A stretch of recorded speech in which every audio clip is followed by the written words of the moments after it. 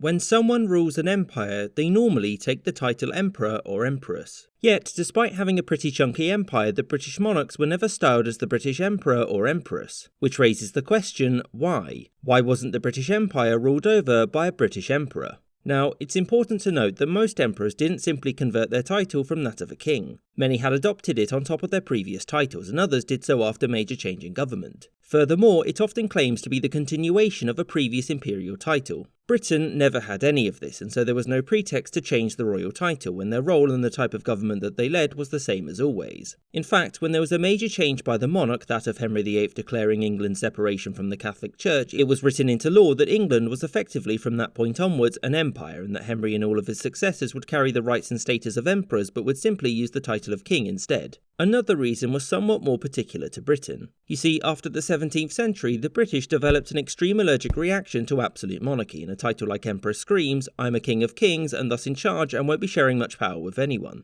which to Parliament was a no-no. Another reason was that Britain itself wasn't seen as being some multi-ethnic empire in the same way as Austria-Hungary was, but in the eyes of its rulers, Britain was a nation of nations who were all equal. Theoretically at least, in practice not so much.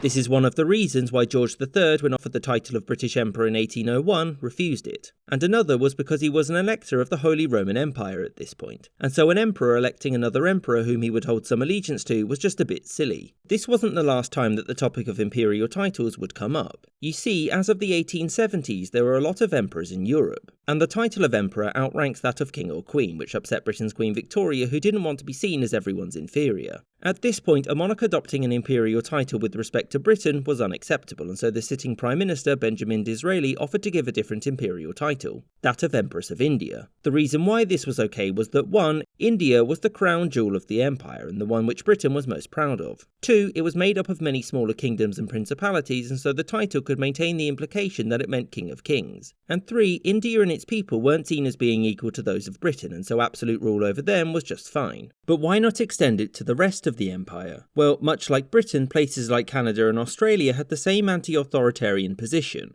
And as for the rest of the empire, well, it wasn't seen as being prestigious enough to warrant the title of emperor. There was still opposition to the title from many liberal politicians, but it was brought into force in 1876, and Victoria's successors would all thereafter be Emperors of India until its independence in 1947, which is why Britain and the British Empire didn't have an emperor, but only one part of it, India, did, and for just over 70 years. I hope you enjoyed this episode and thank you for watching, with a special thanks to my patrons, James Bisonet, Kelly Moneymaker, Marvin Cassow, Mo, Rob Waterhouse, Aaron the White, James Castaneda, Jordan Longley, Gustav Swan, Jerry Landen, Marcus Arsner, Maggie Paxkowski, Rashid Ali, Miss Izette, David Silverman, Copper Tone, Winston Kaywood, Matthew Shipley, Spinning Three Plates, Anthony Beckett, Spencer Lightfoot, Lexi Schwinn, Robert Wetzel, Sky Chappelle, and Charles the First.